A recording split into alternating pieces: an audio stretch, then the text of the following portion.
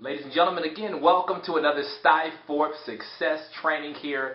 And as always, we want to start off by commending our founder, Mr. Kazan. Thank you, sir, for your awesome vision, your leadership, the wisdom that you're sharing with all of us. Again, I always tell people, where else can you go on the internet and bring the entire network marketing industry together and create one big family? And that's what we've done here with Stiforp.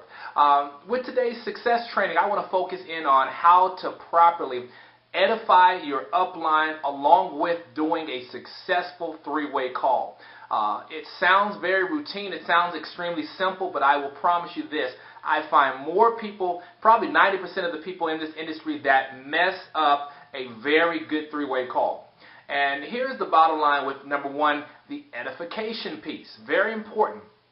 When you talk about properly edifying your sponsor, you need to know some great information about your sponsor. Now, here's the thing. You're going to have two scenarios. Either you're going to have a sponsor who's also pretty new to the business.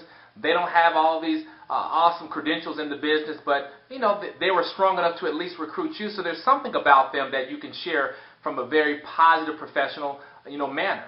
And then also there's that other person within the organization. Most of the times you can taproot all the way up to an executive person in the company that is probably making some outstanding income, where if you were to funnel someone into a call with them, they would be pretty impressed and intrigued by what that person has to say. So you have two people. And so let's talk about person number one.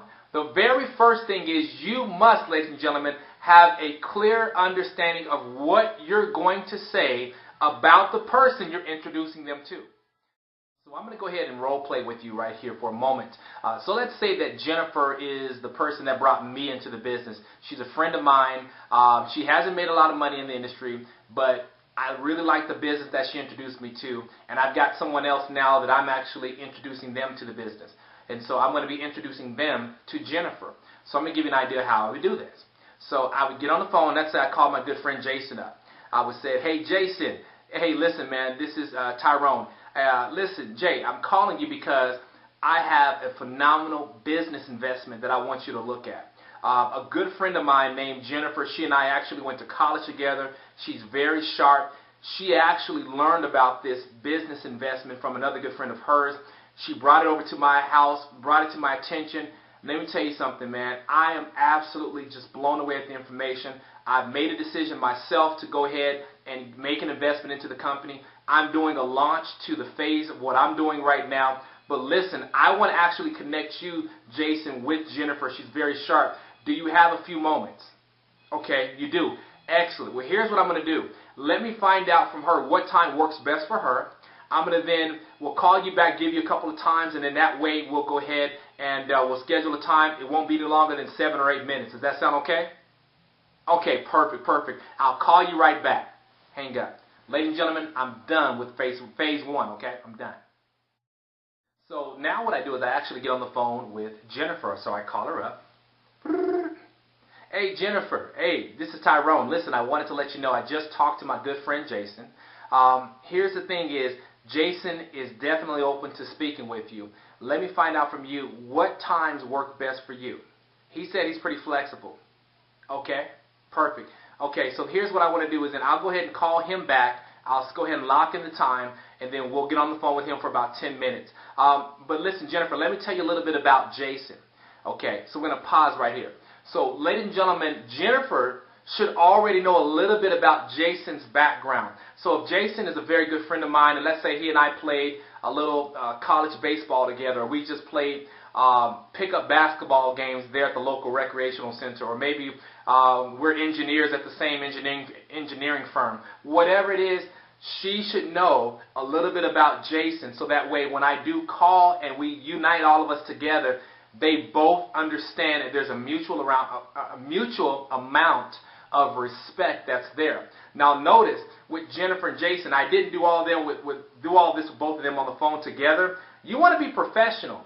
By telling Jason, let me call you back and let me get with her, it makes the edification look like this.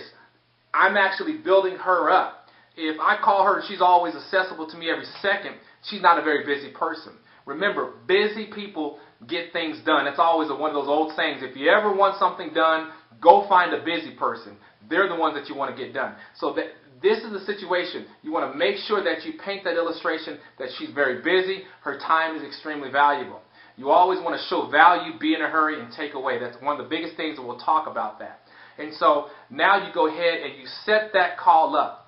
So now let me go into the introduction part where we actually now have coordinated the time. I've now got Jason on the call. I now have Jennifer on the call. Here's how this goes. Very important. So what do I do now? I actually will go ahead and I will call Jason up. I'll call Jason. Get Jason on the phone first, you all. So I get Jason on the phone. Jason, hey, this is Tyrone here. Listen, Jennifer's ready for the appointment that I had texted you about earlier. Let's go ahead and give her a call. So now all of a sudden I click over. I call Jennifer. She says hello. Hey, Jennifer, Tyrone. Hey, good. Yes, good hearing your voice as well. Jennifer, listen, the sharp gentleman that I was telling you about, Jennifer, Jason, he's actually on the line right now. Listen, Jason, I want to introduce you to Jennifer. Jennifer and I go way back. We're very good friends. Man, she's one of the sharpest cookies I've ever met in my life. When you talk about business, she knows business. When she brought this to me, Jason, man, I knew that it was serious because she never brings anything to me that's not serious.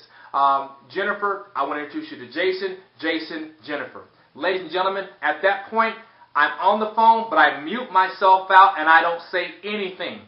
Jennifer can be talking about something that I think is just, oh, I love this part, and I want to unmute myself and jump in and say, hey, you guys, no, you're silent unless you're asked by your upline to say anything. Don't say anything at all. Learn to be quiet, ladies and gentlemen, on the phone. So that's the second part of this phase. We're talking about this.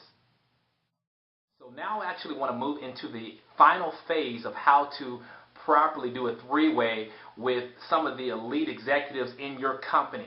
Now, this is maybe that dynamic couple that's making six figures, or maybe they are now recognized in the Millionaires Club. A lot of you have access to these type of people, but you have to learn how to properly use those type of people to help with your credibility as well. So I'm going to show you how to do that.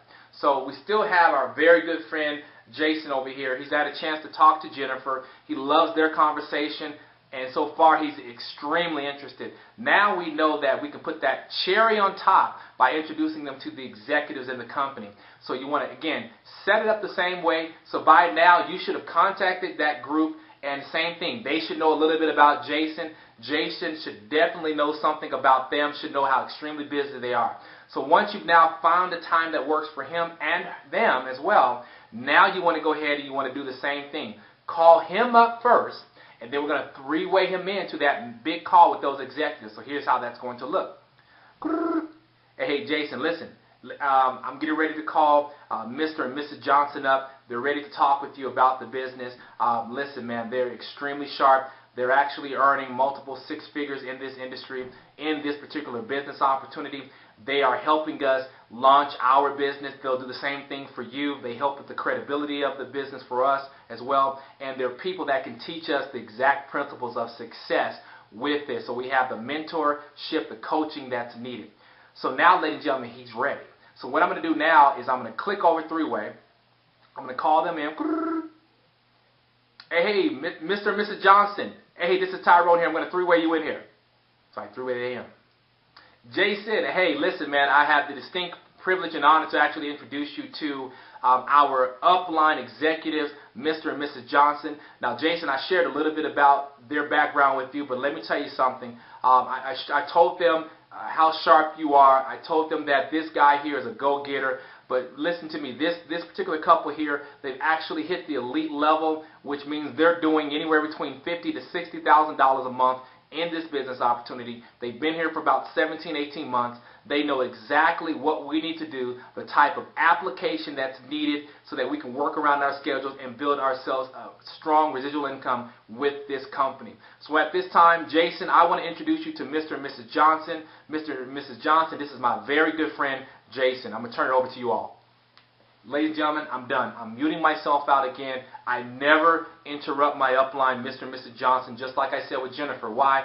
Because they're the experts. If I come in at any moment there and interrupt them, or like if I would have interrupted Jennifer, I now snatch their credibility away. Because why? I'm saying that what I have to say is more powerful than what they have to say. Don't ever do that. And the thing is, you teach your team how to properly edify everybody above, because what happens is as they build, they will edify you the same way. And ladies and gentlemen, that is the secret, unfortunately, that has been missing in this industry. Watch this a few times, and then what do you want to do? Go back and embed this into the DNA of your organization and go out there and explode your business with this training tip. With that said, you all have a fantastic day, and thank you again for listening to another Stiforp Success training. We'll see you over the top.